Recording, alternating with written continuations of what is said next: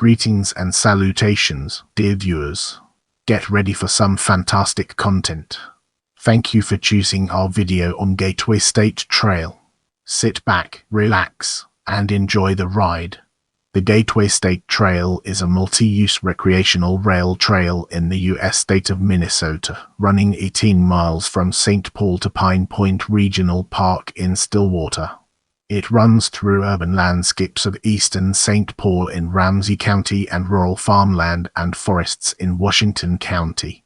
It was designated a National Recreation Trail in 2002. The trail is open to walking, jogging, cycling, inline skating, and roller skiing during the summer. A side trail is designed for horseback riding. During the winter, separate sections invite snowshoeing or cross-country skiing. Both horseback riding and cross-country skiing require permits from the Minnesota Department of Natural Resources. As we progress through this video, let's now turn our gaze towards historical significance.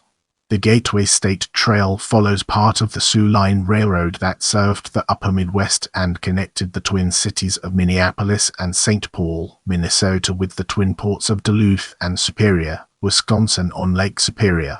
Without wasting any more time, let's jump into the fascinating world of trail history and evolution. In 1980, the Interstate Commerce Commission issued an order authorizing abandonment of the Sioux Line Railroad track on January 23, 1980, conditioned on a public use in accordance with the plans of the Minnesota Department of Natural Resources.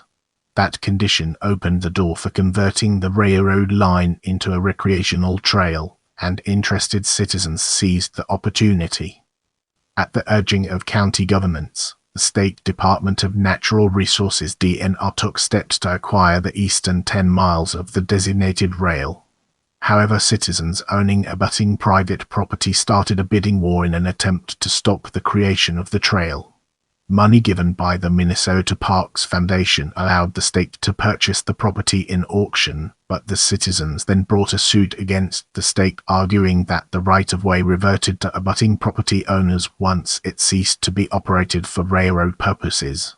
In a landmark decision, the Minnesota Supreme Court held that no such reversion takes place as long as the right-of-way continues to be used for public travel purposes, even as a recreational trail. After the Minnesota Supreme Court decision, the state acquired the western 10 miles of the trail. The Minnesota legislature appropriated funds to build the trail in 1990, and in 1993 the trail opened for use. Recently, the state has acquired property to extend the Gateway Trail north to Taylor's Falls, south to the Minnesota State Capitol, and east to downtown Stillwater.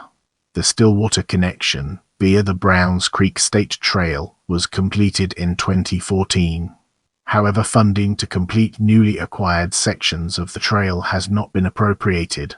As we progress, let's shine a spotlight on design and construction and examine its intricate interplay within our topic. An asphalt track runs the entire length of the developed corridor, and a segregated natural surface track for horseback riding and cross-country skiing parallels the asphalt track for 9.2 miles between Interstate 694 and the trail's terminus at Pine Point Regional Park. In winter, the segment of paved track along the natural surface track is groomed for cross-country skiing. The trail is wheelchair accessible, and many road crossings are served with under or overpasses. Prepare yourself for an eye-opening discussion on amenities in the upcoming portion of this video. Parking, restrooms, and water fountains are provided along the 18 miles route. At the Fallon-Keller Regional Park, picnic tables, a fishing dock, softball baseball diamonds, playgrounds, and a sliding hill are available. At the Pine Point County Park trailhead, picnic tables are available. Community gardens are located along the trail, and community artists are also featured.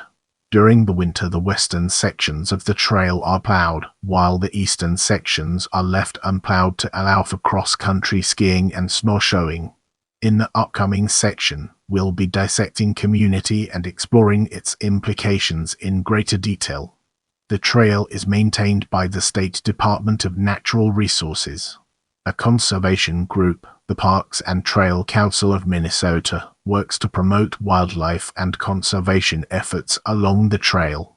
Members of the Browns Creek Trail Association (GBCTA), a citizens group, support the trail through their efforts to promote improvements to make the trail a pleasurable experience for all users, and abutting property owners support adequate state funding for trail maintenance, publish a newsletter on trail events, improvements, and ecology, provide feedback, support, and constructive criticism to the state DNR, provide a forum for the competing needs of recreational users and abutting property owners, sponsor adopt a trail commitments to help keep the trail and abutting property clean, develop signage and educational programs for public use. The Gateway Browns Creek Trail Association also works with local schools and artists to place artwork along the trail. A recent project, headed by local Hmong American artist David Vang, has focused on interpretations of the word welcome in the cultures of people who live along and utilize the trail. Local students at the Mississippi Magnet Creative Arts School created tiles interpreting their idea of welcome, and a mosaic of them will serve as a welcome sign for a future community garden site. Note that the previous name for the GBCTA was the Gateway Trail Association. Remember to follow me on social media for behind-the-scenes content and updates.